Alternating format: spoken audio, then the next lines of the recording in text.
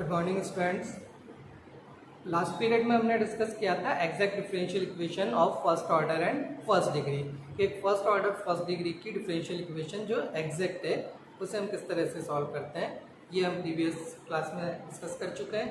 Then next आज हम discuss करते हैं कि differential equations which are reducible to exact, कि ऐसी डिफरेंशियल इक्वेशन जो एग्जैक्ट नहीं है लेकिन हम उसे एग्जैक्ट में रिड्यूस कर सकते हैं।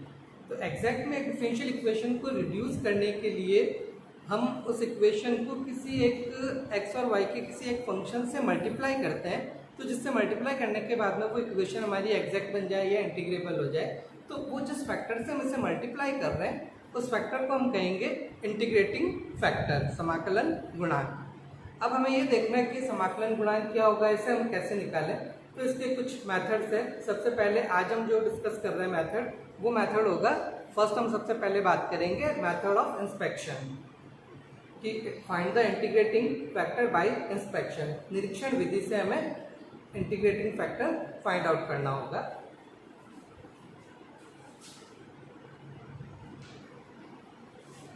मेथड ऑफ फाइंडिंग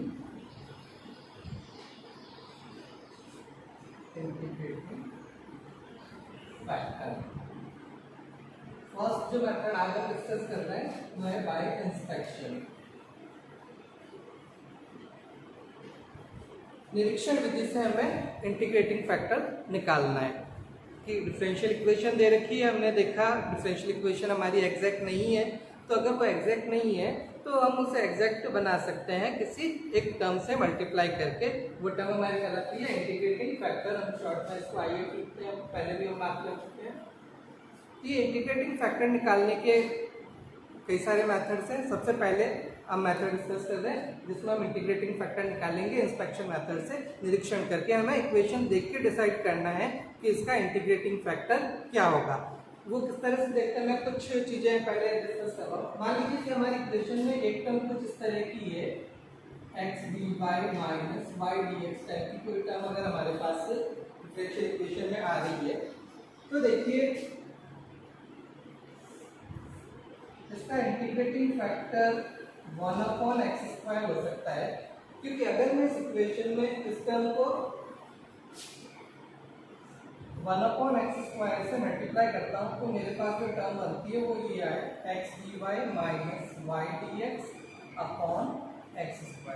ये देखिए ये जो टर्म है ये मेरी derivative of y by x है। y अपॉन एक्स का डिफरेंशियल हमारा ये हो गया। देखिए y अपॉन एक्स को अगर हम डिफरेंशियल करें u अपॉन v से, तो नीचे तो मेरे पास आ गया डिफरेंशियल ऑफ v यानी x², ऊपर पहले x as it is into derivative of y dy minus y as it is derivative of x that is dx। तो ये जो टर्म है x dy minus y dx upon x², इसको मैं लिख सकता हूँ derivative of y upon x। तो अगर मेरी डिफरेंशियल इक्वेशन में कोई एक टर्म इस तरह की है x dy minus y dx, तो उसे मैं 1/x² से मल्टीप्लाई कर लूँ, तो ये टर्म जो मेरी बनेगी वो हो जाएगी derivative of y by x. Then जब मैं इसको इंटीग्रेट करूंगा तो डेरिवेटिव बढ़ जाएगा, मेरे पास आ जाएगा y बाई एक्स। तो इक्वेशन कुछ इस तरह की हो कि जिसमें एक टर्म ये हो और जो रिमेनिंग टर्म्स है इसके अलावा जो दूसरे टर्म्स हमारे पास इक्वेशन में है उनको 1/x² से मल्टीप्लाई करने के बाद में ये टर्म हमारी इंटीग्रेबल हो गई, और दूसरी टर्म्स भी कुछ इस तरह की हो कि 1/x² से मल्टीप्लाई करने के साथ में वो टर्म भी इंटीग्रेबल रहे। तो इस इक्वेशन में हमें इंटीग्रेटिंग फैक्टर मिल जाएगा 1/x²। इसी तरह से मान लीजिए कि हमारे पास जो दूसरी टर्म्स इस इक्वेशन में है वो कुछ इस तरह की है कि उसे 1/y² से मल्टीप्लाई करने पर वो टर्म्स इंटीग्रेबल बनती हो, तो हम 1/y² से भी इसे मल्टीप्लाई कर सकते हैं। इनके देखिए क्या होगा, ये टर्म मेरी बनी x d y minus y d x upon y²। ये मेरी derivative of x upon y हो जाएगी, minus of derivative of x upon y, या कह लीजिए कि derivative of minus x by y. X upon y को अगर मैं डिफरेंशियल करूँ तो नीचे मेरे पास आएगा y², ऊपर पहले y as it is into derivative of x यानी कि y dx। बाहर माइनस लग रखा है तो टर्म मेरी होगी माइनस y dx। फिर माइनस लगेगा, वो माइनस और ये माइनस प्लस हो गया, plus x as it is derivative of y dy। तो ये हो गया x dy minus y dx upon y square. ये मेरा हो गया derivative of minus x by y। तो अगर मेरी इक्वेशन कुछ इस तरह की बन रही हो कि मुझे ये वाली टर्म है मेरे पास x dy minus y dx और इसको 1 बाई वाई स्क्वायर से मल्टीप्लाई करने के साथ में दूसरी टर्म्स भी इंटीग्रेबल हो, तो मेरी ये टर्म भी इंटीग्रेबल हो जाएगी। ये बन जाएगी derivative of minus x by y, और जिससे मैं जब इंटीग्रेट करूंगा तो मेरे पास आ जाएगा माइनस एक्स अपॉन वाई। इसी तरह से देखिए कि अगर मेरी इक्वेशन में ये वाली टर्म है और रिमेनिंग टर्म कुछ इस तरह की होगी, उसे 1 अपॉन एक्स वाई से मल्टीप्लाई करने पर दूसरी टर्म जो है वो मेरी इंटीग्रेबल बनती है, तो मेरा इंटीग्रेटिंग फैक्टर एक 1 अपॉन एक्स वाई भी हो सकता है। अगर मैं इस पूरी इक्वेशन को, इस टर्म को 1 अपॉन एक्स वाई से मल्टीप्लाई करता हूँ तो देखिए मेरे पास बनता है x d y minus y d x upon x y. ये टर्म आ गई। ये जो है ये मेरी डेरिवेटिव है log, derivative of log y by x. ये देखिए लॉग वाई बाई एक्स को अगर मैं डिफरेंशिएट करूं तो मेरे पास क्या आएगा, सबसे पहले तो 1 upon y by x that is x by y into y by x का डिफरेंशियल अपॉन में एक्स स्क्वायर ऊपर x d y minus y d x. ये एक एक्स कैंसिल, तो ये रह गया 1 upon x y x d y minus y d x. तो ये जो टर्म थी हमारी x d y minus y d x upon x y, ये मेरा होगा derivative of log y upon x. तो ये भी एक इंटीग्रेटिंग फैक्टर हो सकता है अगर मेरे पास इक्वेशन में टर्म कुछ इस तरह की हो, x d y minus y d x type की। और देखिए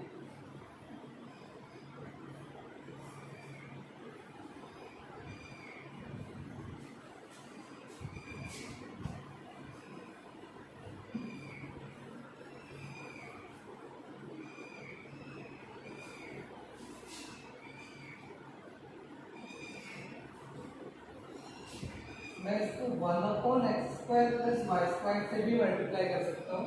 तब देखिए टर्म मेरी बनेगी x d y minus y d x upon x square plus y square. ये देखिए ये मेरा होगा derivative of tan inverse y by x.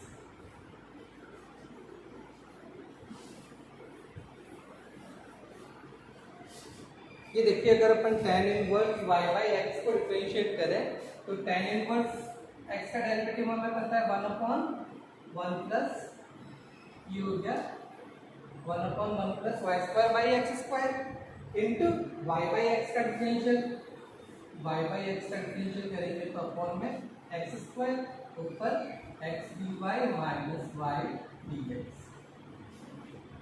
अब देखिए यहाँ पे एक्स स्क्वायर में एलसीएम ले लेता हूँ तो यहाँ रह गया x square plus y square upon में ये x square into x d y minus y d x upon x square. ये एक्स स्क्वायर से एक्स स्क्वायर कैंसिल, ये हमारे पास रह गया x d y minus y d x upon x square plus y square. ये हमारा x d y minus y d x upon x square plus y square. तो ये हो गया हमारा derivative of tan inverse y upon x. तो equation में अगर हमारे पास ये टर्म हो x d y minus y d x तो इसका एक integrating factor 1 upon x square plus y square भी हो सकता है। तो इससे मल्टीप्लाई करने पर ये टर्म मेरी बन जाएगी derivative of tan inverse y by x. इसी तरह से देखिए कुछ एक दो इंटीग्रेटिंग फैक्टर इसी टर्म में और देखते हैं।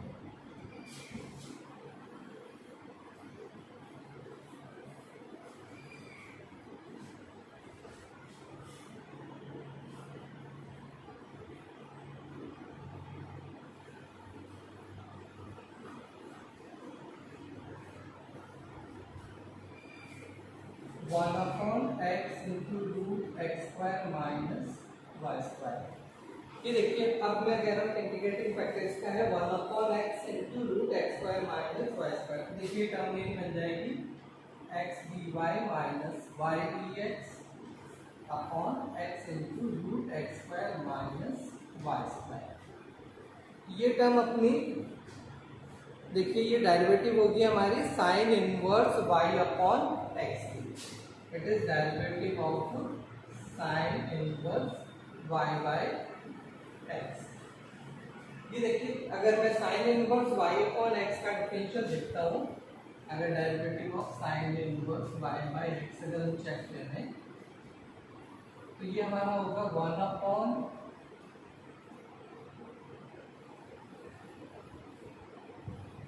Root of 1 minus y square by x square into अब वाई बाई एक्स का वही x d y minus y d x upon x square.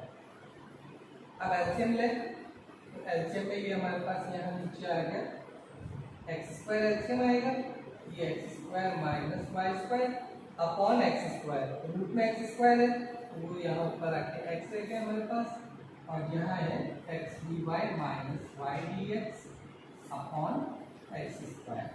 ये एक एक्स है, ये एक एक्स कैंसिल, तो लास्ट में हमारे पास रह गया x d y minus y d x upon x into root x square minus y square. तो ये हमारा x d y minus y d x upon x into root x square minus y square, ये हमारा derivative of sine inverse y upon x. तो ये जो term हमारी थी x d y minus y d x, अगर equation में ये टर्म हो तो हमारे पास हमने देखा कि कई सारे इंटीग्रेटिंग फैक्टर्स के पॉसिबल है। वो डिपेंड करेगा हमें इक्वेशन देखने के साथ में कि हमें इनमें से कौन सा इंटीग्रेटिंग फैक्टर यूज करना है। 1 upon x square, 1 upon y square, 1 upon x square plus y square, 1 upon x y या 1 upon x root x square minus y square. वो जो रिमेनिंग टर्म्स हमारे पास इक्वेशन में ये उस पर डिपेंड करेगा। तो हमें बाय इंस्पेक्शन हमें निरीक्षण करना है समीकरण देखकर कि हमारे समीकरण में अगर ये वाली टर्म है तो इनमें से कौन सी टर्म हमारे इंटीग्रेटिंग फैक्टर हो सकती है। इसी के साथ में देखिए एक दो कुछ और भी हम डिस्कस कर लेते हैं कि मान लीजिए कि हमारे पास इक्वेशन में एक term x d y minus y d x की बजाय x d y plus y d x type की। तो इनके हमारे पास इंटीग्रेटिंग फैक्टर्स क्या क्या हो सकते हैं।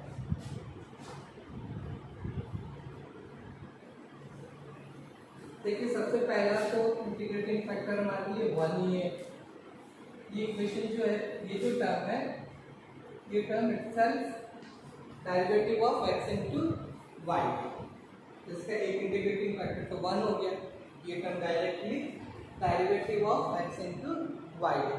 x इनटू वाई का डिफरेंशियल करेंगे तो पहले x as it is derivative of y dy plus y as it is derivative of x dx। तो इसका एक इंटीग्रेटिंग फैक्टर तो 1 हो गया।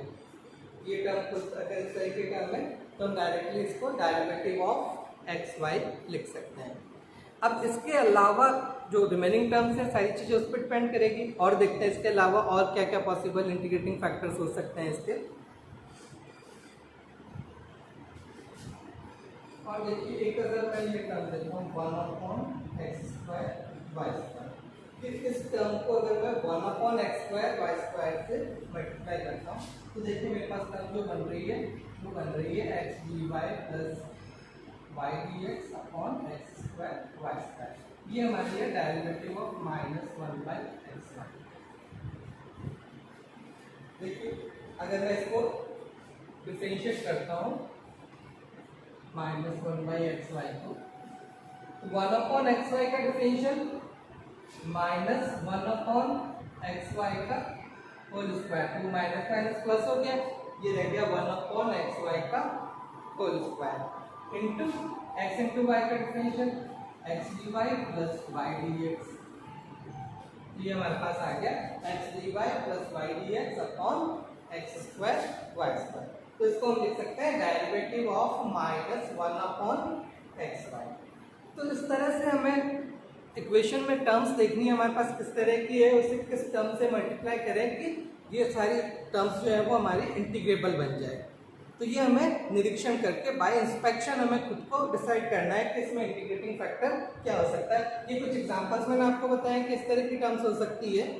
तो अब पर्टिकुलरली हमें क्वेश्चंस में जाके खुद को डिसाइड करना है, इंस्पेक्ट करना है हमें खुद को कि किस टर्म्स उस इक्वेशन को मल्टीप्लाई करें कि हमारी सारी टर्म्स जो है वो इंटीग्रेबल हो जाए। देखिए कुछ क्वेश्चंस और देखते हैं हम इसके।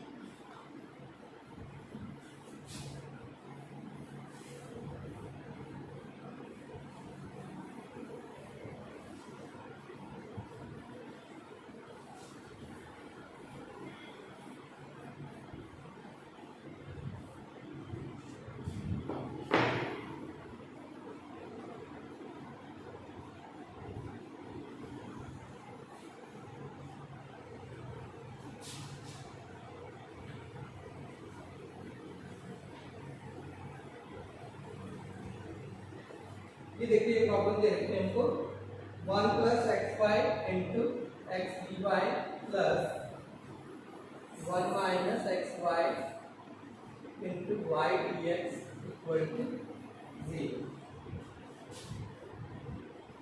ये देखिए ये इक्वेशन हमारी simple by M d x plus N d y equal to 0 type की फॉर्म में। तो यहाँ अगर हम देखें हियर एम हमारा dx वाली टर्म है, एम हमारा ये है 1 minus x y into y और एन हमारा है 1 plus x y into x. सबसे पहला काम हमें चेक करना है इक्वेशन हमारी एग्जैक्ट है या नहीं है। उसको चेक करने के लिए पहले हम निकालें delta M by delta y. ये हमारा m, अब हम m को पार्शियल डिफरेंशिएट करते हैं विद रिस्पेक्ट टू y। तो जब y के रिस्पेक्ट में इसको डिफरेंशिएट करेंगे तो x हमारा कांस्टेंट, तो जब इसको डिफरेंशिएट करें तो ये 1 इंटू वाई यानी कि y का डिफरेंशिएट हो गया 1 माइनस ये है एक्स वाई स्क्वायर, तो x का हमारा कांस्टेंट, y स्क्वायर का डेरिवेटिव हो गया 2y। तो delta m by delta y मेरे पास आ गया 1 माइनस 2xy। अब मैं delta n by delta x निकालता हूँ।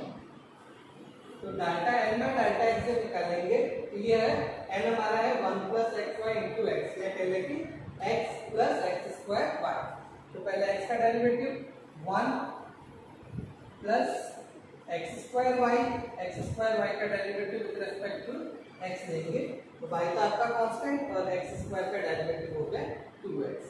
तो delta n by delta x मेरे पास आ गया 1 प्लस 2xy और delta m by delta y मैंने देखा था ये आया था 1 माइनस 2xy। ये दोनों अलग अलग है, इक्वल नहीं है। तो delta m by delta y is not equal to delta m by delta x।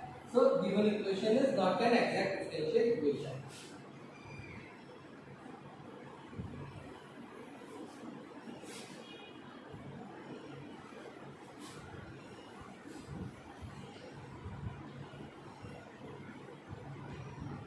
अब देखिए ये तो समझ में आ गया कि इक्वेशन एग्जैक्ट नहीं है। तो अब इसे एग्जैक्ट बनाने के लिए क्या करें, तो उसके लिए हम इस इक्वेशन को किसी टर्म से मल्टीप्लाई करें, इसका इंटीग्रेटिंग फैक्टर देखें। तो वो देखिए इंटीग्रेटिंग फैक्टर क्या हो सकता है। इसके लिए देखिए मैं इक्वेशन को एक बार वापस से रिराइट करता हूँ कि देखिए फर्स्ट टर्म मेरे पास यहाँ पे थी एक्स डी वाई, यहाँ पे देखें तो ये एक टर्म और है मेरे पास y dx प्लस, अब यहाँ से देखें ये टर्म है x y into x d y और यहाँ पे है minus x y into y d x. तो यहाँ पे देखिए मैं एक्स वाई कॉमन लूँ अगर, तो यहाँ एक टर्म तो ये आ गई एक्स डी वाई और एक ये हो गई minus y d x equal to 0। तो देखिए इक्वेशन मैंने रिराइट करके कुछ इस तरह की फॉर्मूला लिखी है x d y plus y d x plus x y into x d y minus y d x equal to 0 type की। अब देखिए अब बाय इंस्पेक्शन हमें खुद को सर्च करना है कि इसका इंटीग्रेटिंग फैक्टर क्या हो सकता है। देखिए ना तो ये टर्म हमारी इंटीग्रेबल है ना ये टर्म इंटीग्रेबल है। अब देखिए यहाँ पे एक तो ये टर्म x इंटू वाई ये एक्स्ट्रा साथ में आ रही है, तो अगर मैं इसको हटा भी देता हूँ या इससे डिवाइड करता हूँ तो यहाँ मेरे पास बनता है x d y plus y d x upon x y, और यहाँ x d y minus y d x अकेला रह जाता है, तो वो अकेले ये टर्म तो इंटीग्रेबल नहीं है। लेकिन यहाँ पे भी अगर अपॉन में कुछ है, अगर यहाँ अपॉन में एक्स वाई आ जाए यानी कि मैं इस पूरी इक्वेशन को एक्स स्क्वायर वाई स्क्वायर से डिवाइड कर दूं, या कह लें कि मल्टीप्लाइंग दिस इक्वेशन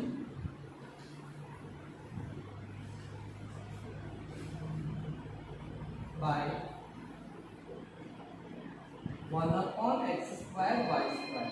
तो देखिए 1 upon x square y square से अगर मैं इसको मल्टीप्लाई करता हूँ तो मेरे पास आती है terms x d y plus y d x upon x square y square, plus यहाँ मेरे पास रह जाएगा x d y minus y d x upon x y equal to 0। अब देखिए ये टर्म्स हमारी इंटीग्रेबल है या नहीं है।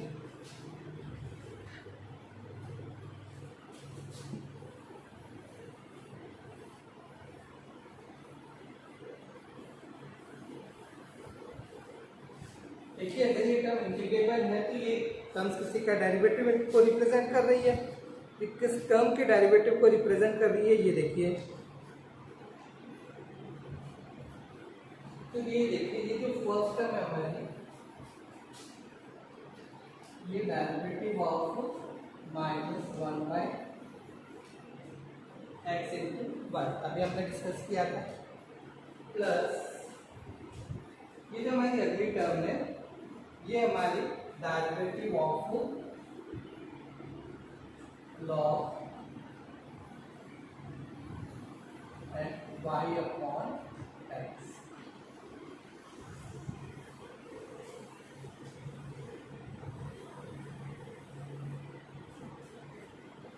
तो ये हमारी ये जो दो टर्म्स थी इस टर्म को मैं लिख सकता हूँ derivative of minus 1 upon x y, ये हम पहले डिस्कस कर चुके हैं। 1 अपॉन एक्स वाई को अगर मैं डिफरेंशिएट करता हूँ एक बार चाहे तो वापस से देख लीजिए, अगर मैं इसका डिफरेंशिएट करता हूँ तो मेरे पास आएगा 1 upon x square y square plus में इंटू एक्स वाई का डेरिवेटिव यानी कि y d x plus x d y, और अगर इसे हम डिफरेंशिएट करें तो ये बनेगा log y अपॉन एक्स का डेरिवेटिव हमारा हो गया x upon y into y by x का डेरिवेटिव अगर हम देखें तो अपॉन में x square x d y minus y d x, ये एक्स डी एक्स कैंसिल, ये रह गया x d y minus y d x upon x y. ये देखिए ये टर्म है हमारे पास x d y plus y d x upon x square y square plus 1 upon x y 1 upon x y into x d y minus y d x.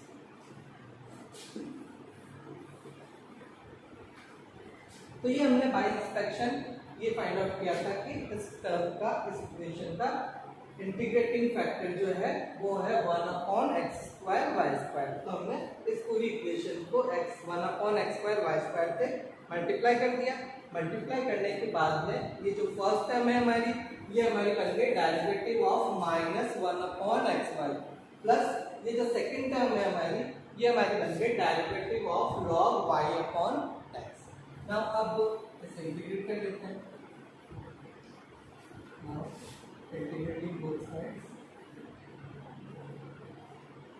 तो इसे जब integrate करेंगे तो हमारे पास आ जाएगा minus 1 upon x y plus log y by x is equal to c, integration constant. तो ये हमारे इस डिफरेंशियल इक्वेशन का सॉल्यूशन हमारे पास आ गया minus 1 upon x y plus log y by x is equal to c. तो ये हमने देखा कि एक डिफरेंशियल इक्वेशन जो एग्जैक्ट नहीं थी लेकिन उसको हमने एग्जैक्ट में रिड्यूस किया। रिड्यूस करने के लिए हमने उसका एक इंटीग्रेटिंग फैक्टर फाइंड आउट करना था। इंटीग्रेटिंग फैक्टर हमने बाय इंस्पेक्शन इक्वेशन में टर्म्स को कुछ रीअरेंज किया और उसके बाद में हमने देखा कि इस इक्वेशन को अगर हम 1 upon x square y square से मल्टीप्लाई करें तो ये दोनों टर्म्स हमारी इंटीग्रेबल होगी। तो इंस्पेक्शन मेथड से हमें इसका इंटीग्रेटिंग फैक्टर फाइंड आउट करना था, वो हमने इस तरह से फाइंड आउट किया और देखा दोनों टर्म इंटीग्रेबल हो गई। अब हमने इसको इंटीग्रेट करके हमारा रिजल्ट आ गया। ओके फ्रेंड्स, नेक्स्ट पीरियड में हम कुछ और दूसरे methods integrating factor find out करने के डिस्कस करते हैं। आज हमने देख लिया इंस्पेक्शन मेथड से हमें किस तरह से इंटीग्रेटिंग फैक्टर निकालना है। वो अब अलग अलग प्रॉब्लम्स में अलग अलग टर्म्स होंगी हमारे पास, तो हमें प्रॉब्लम देख के डिसाइड करना है कि हमारा इंटीग्रेटिंग फैक्टर क्या होगा इंस्पेक्शन मेथड में। तो नेक्स्ट पीरियड में हम कुछ और मेथड्स इसके डिस्कस करते हैं। Thank you.